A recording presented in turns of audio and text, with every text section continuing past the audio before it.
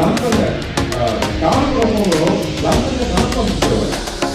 వీళ్ళు ప్రిన్సిపాల్స్ తయారు చేసిన ప్రిన్సిపాల్స్ తయారు చేసిన తమ స్వతంత్రాన్ని దేశాన్ని కాపాడు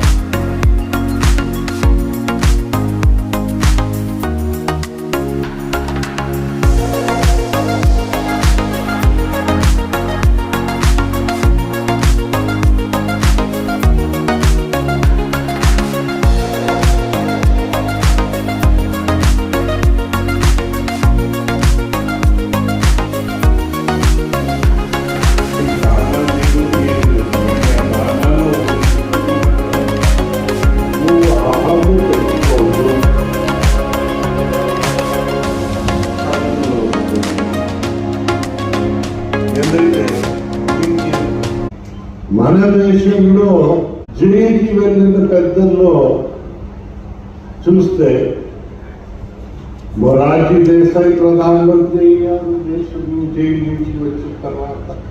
జయప్రకాష్ నారాయణ ఎప్పుడు ప్రధానమంత్రి అవ్వలేదు. చంద్రశేఖర్ అయ్యారు. చూస్తామంటే చాలా మంది అయ్యారు. వాళ్ళు క్యాబినెట్ కి సర్వ్ చేసే మెయిన్ ఆఫీసర్ ప్రధానమంత్రికి నోటీస్ ఇస్తే ఎలా ఉంటుందో,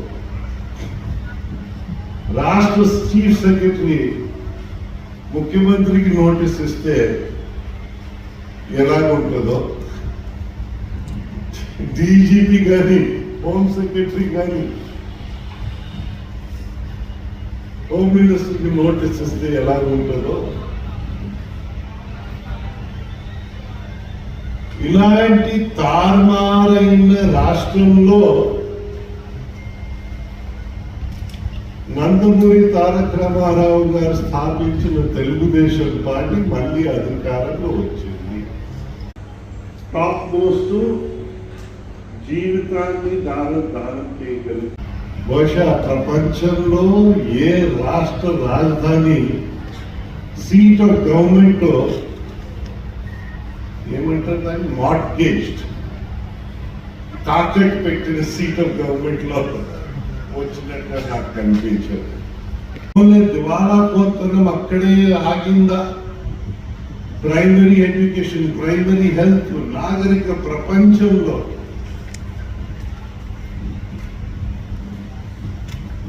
దేనికి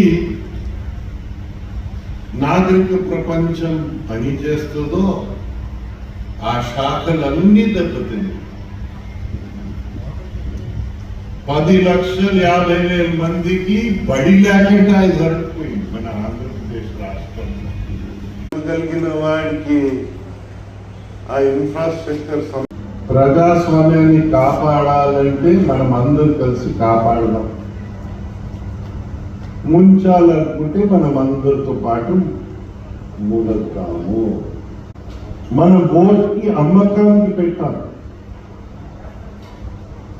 ఇంకా ఎలాంటి మనుషులు వస్తారు కాదు, అందరు డబ్బు ఇవ్వాలి.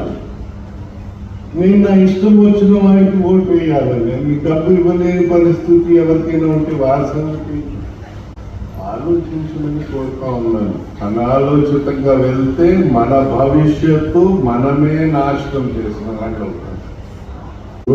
దేశాన్ని ప్రేమించమన్నా, మంచి అనేది పెంచమన్నా,